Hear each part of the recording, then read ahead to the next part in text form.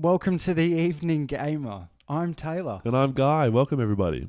I'm laughing because Guy just asked me what episode we're up to. Yeah, I've lost track. I don't even know where I am. So that you could just say the episode again. Do you want to say it or should I? Episode 9. Episode 9. There we go. There it is. We're ready to go. I've got my water. You've got your water, so our lips don't get smacky. Yeah, Kyle. Actually, you know what? You're going to have a sip in the pod. You're going to make everybody listen to you slurp water. There's some ASMR for you. Oh. Welcome, gamers. We actually have a really good episode. Yeah, we do. Yeah, I think we do. I've got a page full of notes here. We've got a lot to cover off. As you can probably hear, we're not as sick. I still am a little bit, so apologies. I just wanted to clear my throat just now and didn't, so I guess I'm going the next 40 minutes with a non-cleared throat. Well, if I do the first game, you'll be able to clear it then, I think. You know. Yeah, that's true. Actually, it is your turn to go first, but I don't think we have any corrections. Or, you know what? We do. Yeah, we do. And you know, you're giving me a weird smirk, but you know what happened to me is I was sitting on the couch watching some Family Guy this week, and I was like, oh, correction popped into my head. I was like, oh, I've got to correct that in the next episode. Didn't write it down. Now I don't know what it is. So fuck yourself. No corrections from me. Well, I have a correction for you. Oh, God. Okay. For in that episode, there was a term I used a couple of times, and you were like, what the fuck is that? Oh, Allah. Yeah. Did we Google it? Did you see what the definition was? Is it like in the style or manner of? Okay, used it correctly. Good. I stand correctly. To be fair, as I was using it, you made me doubt myself. So we both learned something. I stand corrected. As he's telling me the right way to say something fucks up the next thing that he says. That is Guy. Wait, what did I say? You said standing correctly. You mean stand corrected? I don't know what I said. All right, whatever. Absolute bellend. We could correct me next episode. Anyway, we're off to a flyer. I'm doing Lies of P today. And I'm doing the Ascent. Yeah, which I don't reckon are games that a lot of people would have heard of. I certainly haven't heard of the Descent, but... The Ascent. Yeah, a little... correction corner. They're a little off-Broadway. We're sort of not big blockbuster ones, but, I mean, there were plenty talked about. Lies of P was fairly recent, whereas The Ascent's a little bit older than that. But before we do get into our reviews... there was two things I wanted to cover off. So one, we're continuing to play Dragon's Dogma. Yes, and give it a good whirl. And last episode, I was sort of complaining about my mage and how spammy he was standing at the back, and I was just clicking one button. Well, now that I've leveled him up, I'm having a lot more fun. I was about to say, has he evolved into like Blastoise yet? Is that it sort of feels like that. There has been an evolution. I am now double jump flying around the map and having a great time of it, and it makes me laugh every time I do it. Hearing you go on this journey kind of sounds like when you get a Magikarp in Pokemon. You're like, I really want a Gyarados, man. And you've got to go through like 10 or 15 levels with that fucking fish that just splashes around. Sort of. Just Magikarp. And then one day everyone's like, hey, you stuck it out. And you're this huge dragon now. It's like, that's what I feel It's not far off from that. But I think it's almost like that first time you played Pokemon and you didn't know what it was going to evolve into. You know, like it's got that kind of element about it where you level it up and you're like, oh shit, now I can fly. Fucking didn't realize that. See, that's obviously where we differed in how we played Pokemon, because all the Pokemon I wanted needed like fucking light stones and water stones to evolve. Well, I am a year or two older than you, so I feel like when I first played Pokemon, it was like on the Game Boy, and I wasn't exactly Googling every evolution of these things, and you'd be like, what the fuck am I getting next? I don't even think Google existed back then. I'm not that fucking old. Jesus Christ. But you might be right, actually. What was the other thing? You said you had two things. The other one was I had a write-in because I shared the pod and the Insta with a friend of mine over in the States, and he wrote back and gave me a bit of a review of his own review of Control, and he didn't like it. He really didn't like it. Didn't mesh with him. He found the story really convoluted. Had a lot of sort of commentary on it. But I had a bit of a realization as I was reading his review, which was that, like any art, which video games, in my opinion, are art. I agree. It is in the eyes of the beholder. And I kind of went down a bit of a rabbit hole on this because I kind of view video games as a little bit of a pinnacle art because it combines all the other common artistic outlets. You've got music in them. You've got visuals in them. You've got storytelling. For me, it is a pinnacle art form. And I think not a lot of people view it in that way. I certainly view it in that way. I mean, often, you and I, if we talk to friends of ours and we describe how we're sort of a hobby of ours is gaming, there's plenty of people out there who still kind of look down their nose at it, and think it's sort of not what it really kind of is, and there's plenty of these games, which obviously it's growing and growing en masse. It's turned into $1 billion industry for a fucking reason, because a lot of people appreciate it. But some of these stories are amazing, just fantastic. Red Dead Redemption 2, you can run through so many of these video games and just go, they're as good as going to the fucking cinema and watching Dune 2. Yeah, it's but insane. You get to fucking have the interaction. You get to play the game. But also I think that where with gaming is at the moment, and the level of creativity that can, be put into a game, it does mean that these developers can go very right or left field. And like for me, gaming is like how you enjoy it is definitely a spectrum. It's kind of like sports. Like I just have a love for sports. Someone could recommend a new sport to me and I would watch it and probably enjoy it. But then there are other people out there that just have their one or two sports and they don't deviate. And I think it's the same for gaming. Yeah. So it doesn't matter how good a game is. If there's something that rubs you, that you don't particularly like or you don't vibe with, you're not going to overly enjoy that game. And maybe that was your mate's experience with Control. Yeah, but what we're here to do is kind of narrow down the 5 or 6 things that do make a good game really solid. And you can't fault Control. He would probably even sit there and be like, yeah, look, it wasn't right for me, but I can see why people would love Control. Yeah. You know what I mean? Yeah, and that was kind of my review for Baldur's Gate 3. I was like, I appreciate it for what it is, but it's just not my cup of tea, and I think, it is, because like any art, you and I can listen to the same song and you can go, that's a banger, and I'll go, that's a piece of shit. Yeah, exactly. It's just, it just is what it is. Yeah. Art forms, they're going to come with people that are like absolute champions of different genres and people that can't listen to it for more than a second. That's just how it goes. So I think for our listeners, with it being the evening gamer, we've touched on it plenty of times before. You and I think, are honing on the games that we certainly like. I think there's a crossover. We could do a little matrix of sort of these games that fit and tick both our boxes, and then there's ones that more my style, more your style. But for those people who are limited on time, who want a really good experience and a great story, and one that's not going to take over your life, these are the kind of games I think we're aiming for. Yeah, I think so. But also we're trying to make a podcast here that's digestible. Like you don't have to play all the games that we're talking about. You don't have to have played all the games that we're talking about. It's probably good to relate on it to a certain level, but we're actually just really trying to create a space where you can come on, listen to something, have something on the background, enjoy it. Like I listen to a couple of murder podcasts, bro. Yeah. I don't go and fucking watch documentaries on the murders after, Sometimes it's just good. You know what I mean? Sometimes it's just good to have it's just good to have the company. You listen to a podcast, you listen to a murder, and you're like, "Ooh, I want more of that." I'm going to go watch that one. Well, that sounds like a great murder. It's such a hard thing to talk about, like in that space. Like out of context sounds awful. But didn't he also say that he hated our sign off?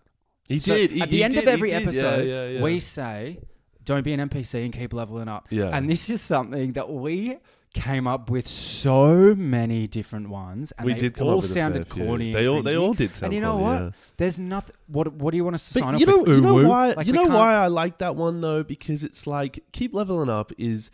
In my mind, it's not just about playing the video games. It's about you yourself as a human being, improving yourself. And like in a weird way, that's kind of how I view the way in which I'm saying it is like, keep leveling up, keep pushing. And I basically get to say, don't be a fuckwit in different words. Yeah, don't just be a fucking, don't be an NPC. Don't be in the way, dude. Yeah, exactly. Stop blocking intersections, please. Be the protagonist. You know what? Stop being an NPC and leveling up. It's multi-layered. That's why I like it. Absolutely. So you know what, Grady? Go fuck yourself. Yeah. It's staying. It's staying. I don't care. Anyway, it is your turn. It's your turn to go first. Let's hit it. Okay, so this week, I am doing the Ascent game. Came out in 2021. It was an ARPG and it is a twin stick shooter. So for anybody who doesn't know, twin stick shooter is where you sort of use your left controller or analog stick to point in the direction, and then you use your right to move. So sort of, it's not first person. It's not even really kind of third person point and click. It's sort of movement with one controller and aiming with the other. So it's a very different kind of style with this. Now, the Ascent, it was single player, co-op, and you could even do 4-player. Came out to generally favorable reviews. It kind of got a 7 or 8 out of 10 for a lot of the reviewing companies. It was done by a Swedish indie studio called Neon Giant, and it was 12 people put this game together, and it was done on Unreal Engine 4, Xbox PC. So some people said this was sort of Diablo meets Cyberpunk. Now, I picked this game up after playing Cyberpunk. Games kind of came out around the same time. And, I was already, because playing Cyberpunk, across the themes, the terminology, the art style. And obviously Cyberpunk, first-person shooter, very different kind of game. And this one, just that art style, you've talked about in a previous episode, that sort of, archaic kind of Bloodborne, Elden Ring kind of art style. Like gothic, really hard gothic overtones where death lingers everywhere. Yeah. My kind of art style that I really vibe with is that cyber, super futuristic, you've got sort of enhancements, cyborgs, robots, like, all that kind of stuff. So this game really kind of was in my wheelhouse. And I started playing this game and loved it. I don't mind a top-down sort of twin-stick shooter. I remember video games that you kind of come across on sort of those gaming websites back in the day that was sort of twin-stick shooters, and it was just easy to play and just a bit of fun. Now, this game, so the art style, really vibed with it, loved it. The leveling up system was really cool, where you'd sort of come across different guns, different skill sets, and the skill sets were really unique and changed up the game. You sort of had portals or sort of big kind of force fields that would land over the top of you, slow down time, sort of major kind of weapon upgrades. And playing through it, there was a storyline in it. It was very open world. There was a couple of DLCs. And I really enjoyed it. It was a nice, easy evening gamer that had a fantastic music score, that sort of futuristic style about it, and I just enjoyed it. So that's sort of my general spiel on the matter of it. Now, getting to sort of a negative of it, it had some crazy spikes of difficulty, where like you'd come across a boss fairly early on, you've barely gotten many upgrades, and there's this spider sort of machine thing that's got little minions that pops out. And I couldn't beat it. I could not beat it, and I had to Google it. I had to look it up. I had to then change my entire build and go and find skills that I had not come across naturally up until that point in the game, where I had to literally look online to go, where the fuck are these skills? Because I'd reached a frustration point of saying, I tried to go everywhere in the lead up to versing this boss. I got to the boss, could not beat it. It was impossible. It wasn't a skill issue. It was the game being like, sorry, you actually need these specific fucking items to actually beat this boss, which is ridiculous. Just going to say, I have 2 questions off the back of that. Firstly, how long until you go, or until you feel like this game is trolling me here? How many goes does it take you to be like, okay, this isn't just hard. Like, this is almost like a big finger from a dev trolling everyone in this game right now. I think it's an element of like, I might run it through 5, 10, 15 times, and I put games like this in a separate bracket to those of the Elden Rings, the Bloodborns, those ones, because those ones are skill-based. You need to jump, parry, roll, attack, know the move set of your enemy to a fine art to defeat those bosses. And the whole point of rerunning them multiple times is to learn that. Every time you verse them, you're learning it. Whereas a game like this, you learn their moveset after maybe fucking 3 attempts. And it doesn't help. It's still just is. And these are the kind of games where it's like, you want to bury your controller into the screen. Like, you obviously don't. But now the modern version is you look it up online. And I'm sure there's gamers out there who go, you took the coward's way out. You should have known that you had to go get an additional fucking skill that you didn't know even fucking existed. But well, it depends. It depends what the game's given you up until that point. If you can pivot to like a different amulet or a different attachment on something, or you can change a skill directly out for something else and bring it in, then that's different. But if it's like, no, you need to go and find something you don't even have, no, that's very, very different. I don't think that's the coward's way out. But I was also going to say, is that a huge downfall of some of these games, that it doesn't actually come to skill? I remember a boss in Elden Ring where you needed a special sword. The huge serpent one. You could do it with a special sword. Yeah. And I remember thinking like, okay, I get it. There's a lot of bosses in this game and most of them are skill-based, but I don't rate that. I really do not rate that. I think that it should be about learning it, getting better, and then conquering. It shouldn't be about finding something that you didn't have. Yeah. That's just going to, I think with that Elden Ring one, they were trying to bring in a bit of story to it, and that was sort of why they pivoted it. And I kind of get it in that sense of maybe, up until this point, they've taught you have to learn the boss's moveset.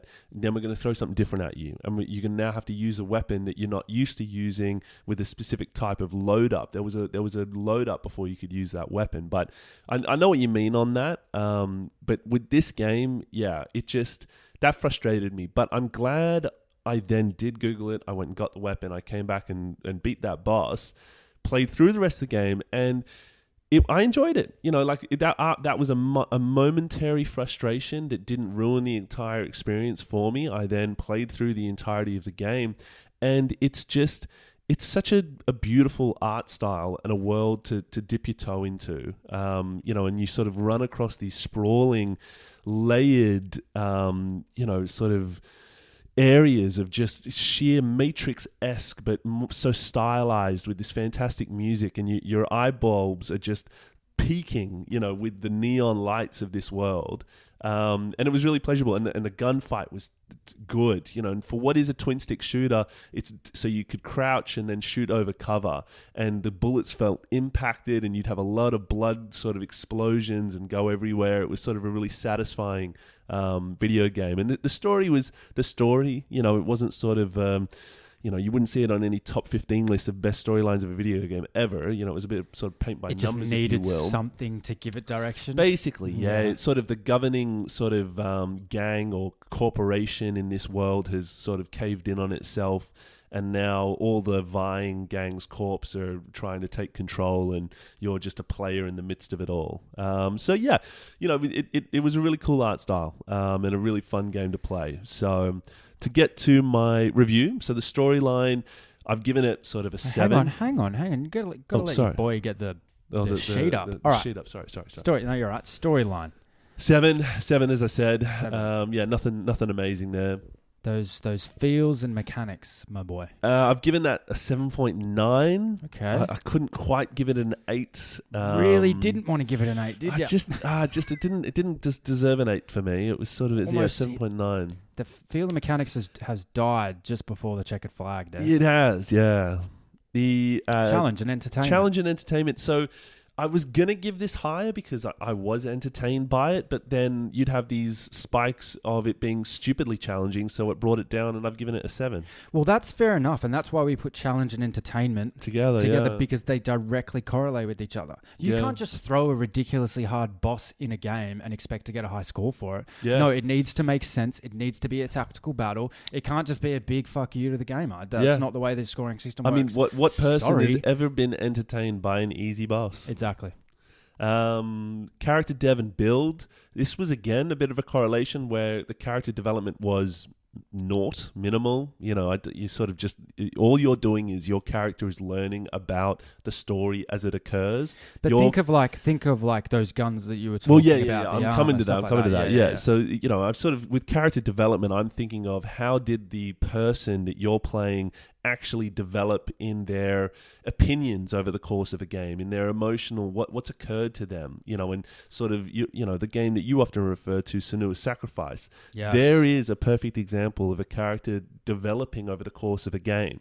Not that I've played it, but that's what I've read. I'm aware. I hear you, but not every game caters to that. No, and so for this one, the big kind of development element was what cybernetics are you putting into your body? What skill sets are you getting? That's exactly the substitute. Brought it back up, so I gave it an 8.5 on that. Lovely. And then the loot and extras, I gave that a 7.5 because there was a lot of loot sprawled about, and it was satisfying loot where you'd come across something that really did change up the fabric of the game. So 7.5 on that one. Yeah, I'm curious. Yeah, what's the ready for yeah? Let's hear ready it. For the score, mate. 7.58. Wow. Yeah, there you go. I mean, it's sort of similar to what it kind of got out in the market, which I kind of wish it was a little bit higher, but I think almost how much I enjoyed that art style countering with it sort of it being this twin stick sort of weirdly challenging game at times. Like I remember sort of reading on it when I came across it, somebody described it as this game is so close to being a great game. It just needed one last thing. And you know so what? Close. They're more often than not, games are like that these days. And you know what? And we've spoken about it before. They need a gamer like you or me or our listeners in that room being like, can you play this game in its entirety and tell us that those one or two things that are missing from making it that game? Because I feel like the player base that interacts, because these developers, they only really interact with their game. True. They don't really interact too much with benchmarks. You struggle to believe that they're huge gamers that would veer super far outside of their developing space because they spend so much time making those games it takes over their lives that they almost forget what it's like and how other people went astray and awry developing previous games and things like that. So yeah, I know what you mean. These developers probably go into what is 2 year whatever development cycle where they're just in their world of their game working on it, not 9 to 5. I can't imagine if you're working on a game full time to then go home and you want to play other games and it's your passion, it's your day job kind of thing. Yeah, but, maybe I misspoke there. I think with anybody though, with your and I working environment, you got to have a taste for the competitors. What else is out there in the market? What are you coming up against? When I looked into this game, they were really quite worried with Cyberpunk coming out around the same time that conflicting sort of similar worlds, and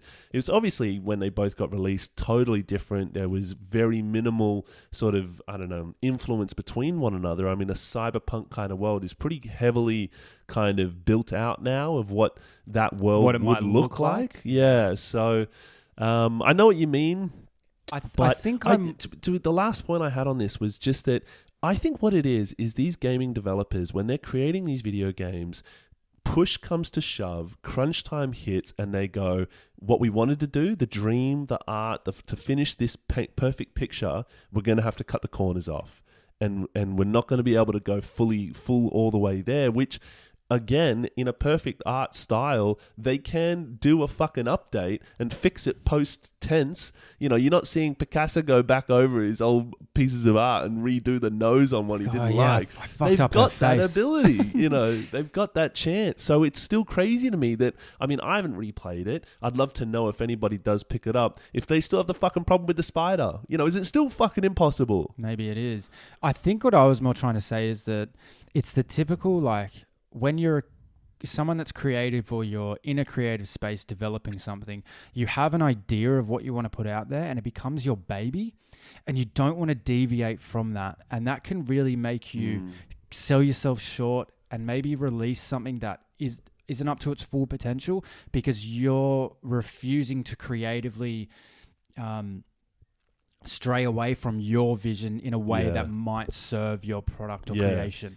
I know exactly what you mean, and I saw a really cool interview with Denis Villeneuve, who was the director of Dune 2, who basically said when they get to the cutting room and they're watching back the movie, he feels like it's murdering his kids when he removes certain scenes that he painstakingly filmed, scored, they acted their hearts out, and he goes, it just doesn't work, so I'm killing it from the movie. And he then says he never does a director's cut where he then wants to put them back in. His aim is to make the best movie for the audience. And watching a lot of his films, you're like, you actually done that. Like his movies are fucking class. Like, and it's that old double-edged sword, you know, like you need to put something out there and listen to the feedback. No one really ever gets anywhere without listening to feedback and taking on constructive criticism and changing the way they do things to better something that they want to, because ultimately gaming serves other people. 100%. It does. It's for the consumer. Think about how many games have been released where they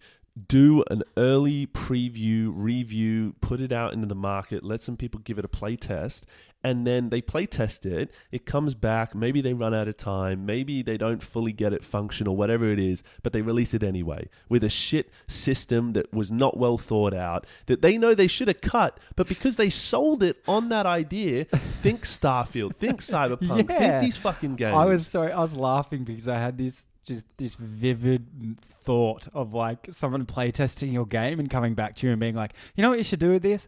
Put it in like a drawer and then and then close that drawer and start again. Like, that's just, so I was laughing just over thinking about that. But yeah, God. I think also like 7.58 out of 10 is still a good score. It's amazing how thanks we for bringing this back to what we're talking about It's here. amazing how we think that's a bad score. That's not. Like, imagine if there was a game that was like true. a 3. It's not. That's, you know, so I think that's actually really... Look, top-down games, I think, really struggle to find their feet in this market with the level of creativity that is out there with RPGs and the movement tech of some of these FPS games. I think top-down really struggles.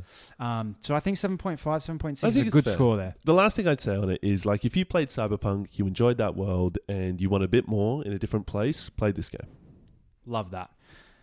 We're at 25 minutes. I'm going to go into Lies of P. I can probably keep this pretty short. Because I'm just going to come out and say right now, I only played this maybe 2 or 3 months ago. Again, it's called Lies of P. I feel like I really brushed over that quite quickly. It was developed by Neowiz and Round 8 Studio. It came out on the 18th of September 2023. So really just around the corner. The most polished game I think I've actually ever played. And what I mean by polished is not one glitch, not one crash, not one bug, just a game that was almost like they had their playtesters that was just released and was just beautiful from start to finish. I'll get into the story. So you're probably thinking, what the fuck kind of title is Lies of P? Because that's what I thought as well when I heard it and read it. But it's a story about Pinocchio that is a soul very, very closely aligned with the Souls-like genre and very, very gothic in the way that it feels, flows, and the storyline that carries out. You play Geppetto's puppet, who's essentially just called P. Obviously, we know that's code for Pinocchio. You wake up in a broken down train in the city of Krat, depending on where you come from and how you want to say it. And then you go on this amazing journey throughout that city and its outskirts. The basic storyline is that all of the other puppets have essentially been cursed and manipulated to kill basically anything that they see.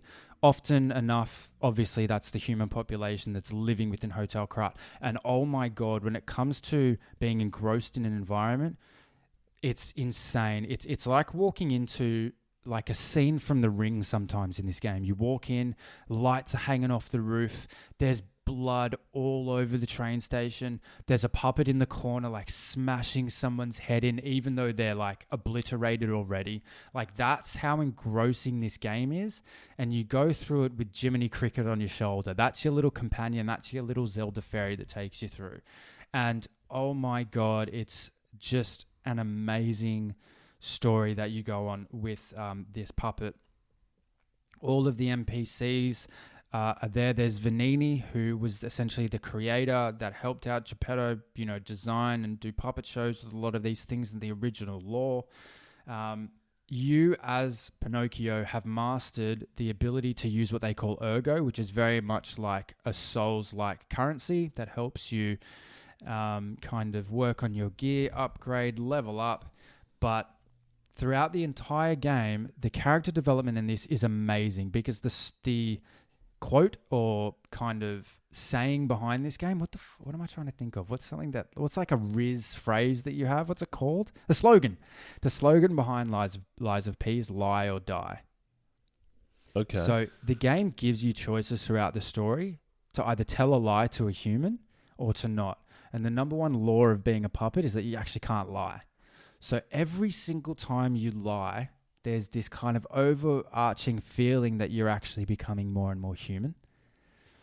And in Hotel Krat, which is kind of like your hub in this game, as we know, every Souls-like game has it, there's a picture of you, of Geppetto's puppet, you, Pinocchio, and every lie you tell, it has a nose that comes out further and further and further throughout the game. I was going to ask about this. So there's a photo where the nose gets bigger. So like imagine like a portrait photo on a wall in Geppetto's office. Right. And you go out, you do a mission, you interact with different NPCs throughout the world. You might tell a lie till you come back. If you've lied, it's longer. Right, okay. Because, I mean, yeah, with it being Pinocchio, I was like, how do they get the nose growing bigger into the game? And I guess that's how. Okay. I mean, I was picturing, like, you snapping your nose off and using it as a sword somehow, but I don't know. I was lost there.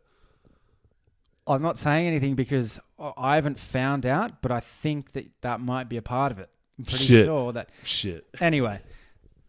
In terms of other pillars of this game, the puzzles, like there's this guy called the Quiz King who has such good lore and such good storyline, who actively kind of gets you to do puzzles with him throughout the game. The hidden loot and hidden quests are second to none in this game. Just amazing. Like the rewards that you get for killing bosses, the different type of outfits that you find for the puppet throughout the city are just like, it gets you so hooked and so obsessed with this game. It's just amazing. The enemy builds, I've never seen enemy builds like this. And not even the big boss builds, but the enemy builds that like stand between. But there's this one area before you go into like, kind of like an entertainment unit in the city. There's this one clown, and I'm on the Reddit for Lies of P, and everyone hates this clown. It's the most hated enemy in this fucking game. Everyone struggled with it because of its health, how much damage it does to you, how delayed its movement is. Like typical Souls enemy builds, just amazing. Yeah, I mean, I could talk about this for a fucking long time. But this was, it's not my favorite game I've ever played. Now, I actually can't pinpoint why, because it has all the hallmarks of something that I absolutely love, but I can't really say anything wrong towards this game. The one thing I would say, which kind of speaks and resonates to what you were saying about Ascent there is a moment or two in this game. It's a very difficult game. It is proper Souls. But there is a boss towards the end called Lexasia, which is absolutely a troll. It is a troll of a boss. And it's one of those games where you finish a boss and you have no more heals left. You've used all of your throwables. You know, your clone that you used to help you has died. Like, that's the kind of game that this is. But that boss in there, like, it was at the point where I was like, this is a troll. They're trolling us. Yeah. I was just, as you were describing the troll boss, I was thinking back, obviously Elden Ring and a few other games. Do you know, in Returnal for me, because there was a couple of boss battles there that really struggled for me. So when you're in the throes of doing a boss battle, you've run it through 4, 5, 6 times. You got the sweats going on. You're stressed out. You know you should probably switch off your Xbox and go to bed. That, like, sometimes that continual drive into doing it, I don't see results. I continue to hit the wall and pain out because I'm sort of impatient with the moment now.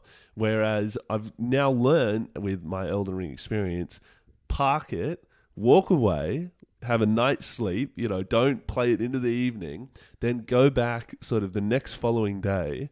And the first time I jump back on, I'll often beat it first, second go. It's crazy. And a lot of people said that on the Reddit talking about bosses in this game. But, I go the opposite way about it. Oh, you go hunting. Hunting. Here's what I do. If I can't beat a boss that's really, really hard, I'll stop trying to beat it. Right. I'll say, I'm not going to beat it this time that I go in. Yeah. You know what I'm going to do? That one move that keeps killing me. Oh, you break it down. I'm just going to practice my parry on that one move for the next 5 goes. Mad. I never thought about it that way. And then like and you're because- you're micromanaging your bosses. And then you know what is that like one time you'll be doing that because you're going in the fight, not putting the stress on you to win it. You're just going, let's learn from this time around. You go back in. Now that's a lot harder on some games, especially games where you lose important loot when you die. But that wasn't a factor in this game. Then one time you'll be in the fight and you'll notice I'm in a winning position here. Yeah. Just one of those times will come along because you've learnt the parry. They can't touch you anymore. Yeah. The loophole, you found it. There it is. And then you can keep going and fighting. I just changed that mindset being, I'm not going to try beat it anymore.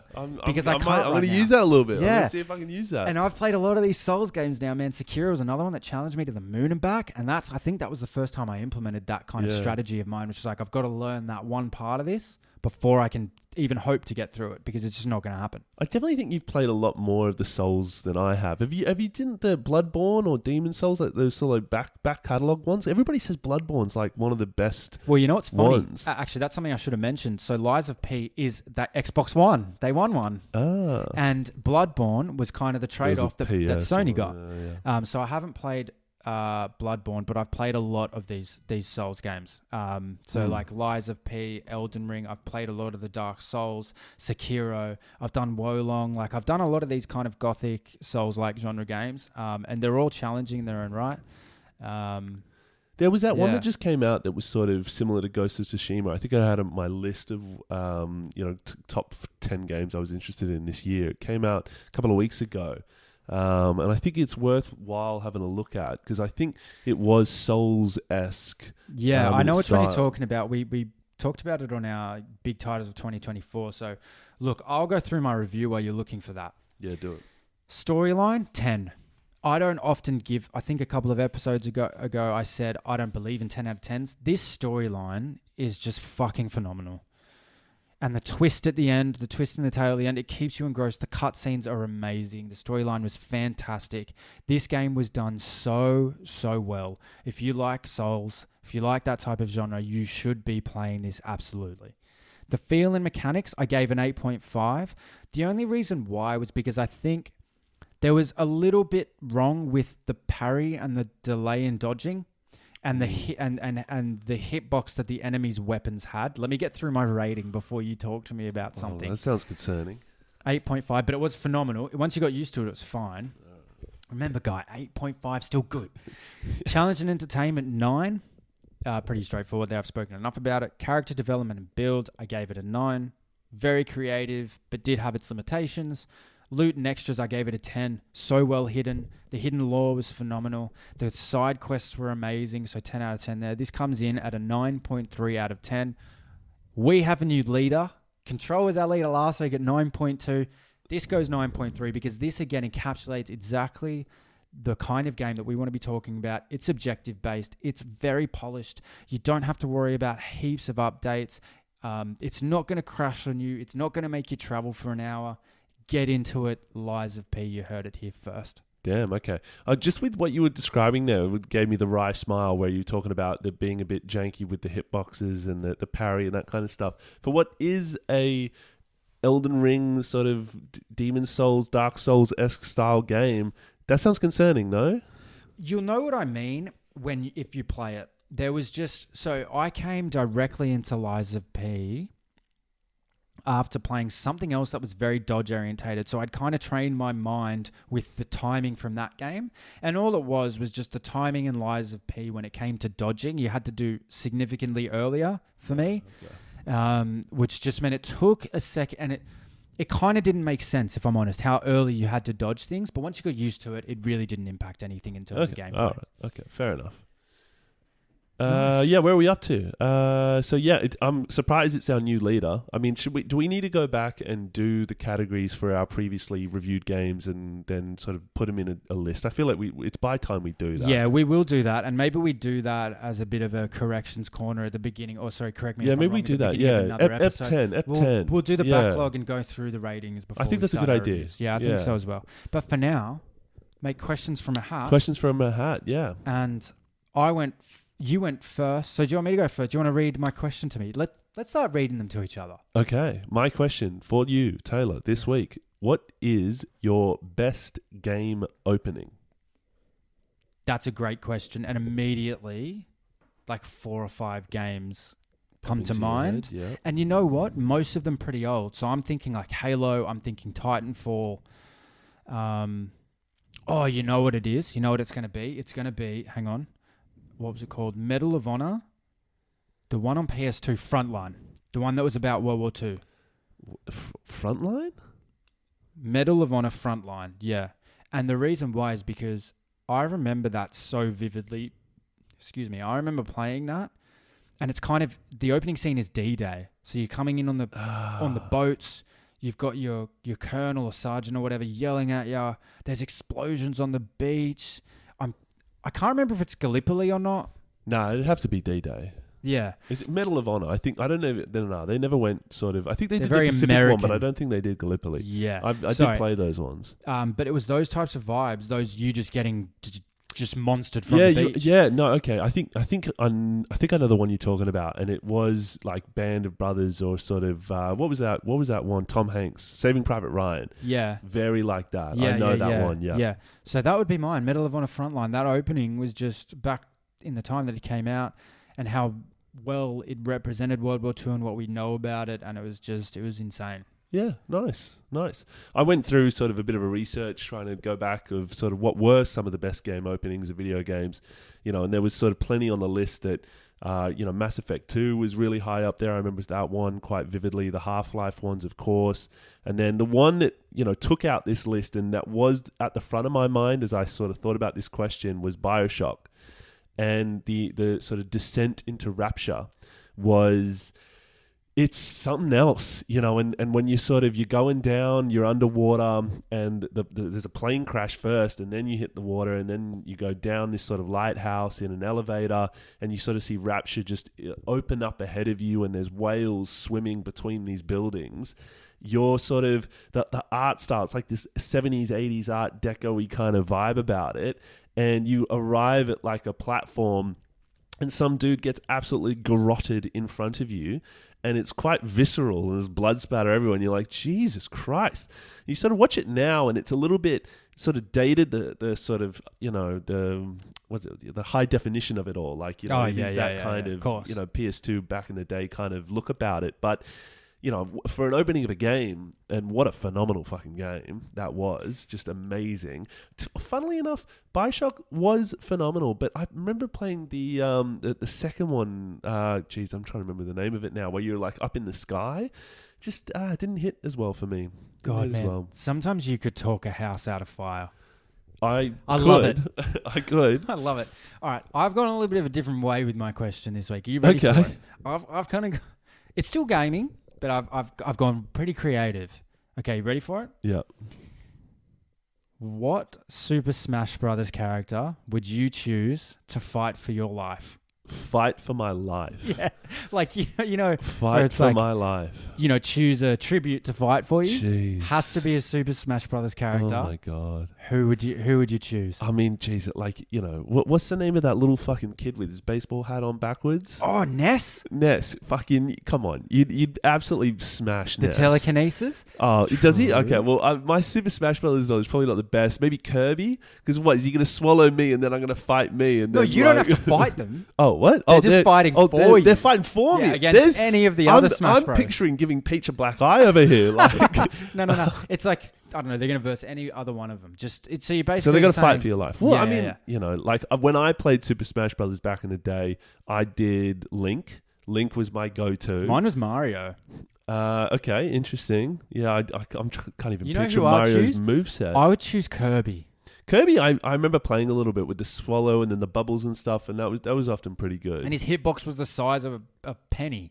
Yeah, but I mean, like, so are they playing Super Smash Brothers to save my life, or is this just like? Imagine you get a bot game going and it's just 2 CPUs. Who are you fucking sending in there to fight for you, and they have to win? I mean, yeah, I'd probably send in Link. Surely, it's okay. Link, Skyward Sword. He's got we could do stuff. this. Yeah, okay. Well, let's set up a Nintendo. Oh my Switch. god, Super Smash Brothers gambling, bro! We just get CPU games going. Oh my god, that would be a laugh. What? Just put odds up. And get bets on it. Okay, I'm down head for to this. head, baby girl. Okay, that's what we're doing this fucking weekend. Okay. We're doing Super Smash Brothers CPU fights showdowns head to head. $5. Who we got on who? All right, okay, yeah. I'm keen to see this. If it will work as intended, I'm excited for it. I do like to gamble, so this sounds dangerous for me. It does, me too. Well, there you go, man. Yeah, wow, that was 45 minutes. We seem to be dragging this out for a lot longer now. I think we're covering off. We're not just going heavy on the reviews. We're sort of adding some chit chat, some banter, some good value add. Hit us up, info@theeveninggamer.com.au. Follow our Instagram as well, The Evening Gamer Podcast. We've got some good content on there. Please do. And thank you for those who have written in previously. Absolutely. We really do enjoy it. And what I do want to hear from any listener out there, if you've listened to one of our reviews and you've gone and played this game, fucking tell us. Let us know. I want to hear that. I would actually love that. Yeah. That's what I want to know. And thank you everyone for messages. We've gotten a few, no write-ins, but a lot of messages, on the quality and some feedback. I appreciate everyone that's done that. Yeah. I'm really enjoying this. We hope you are too. 100%. 100% media. Don't be an NPC. Keep leveling the fuck up. Goodbye.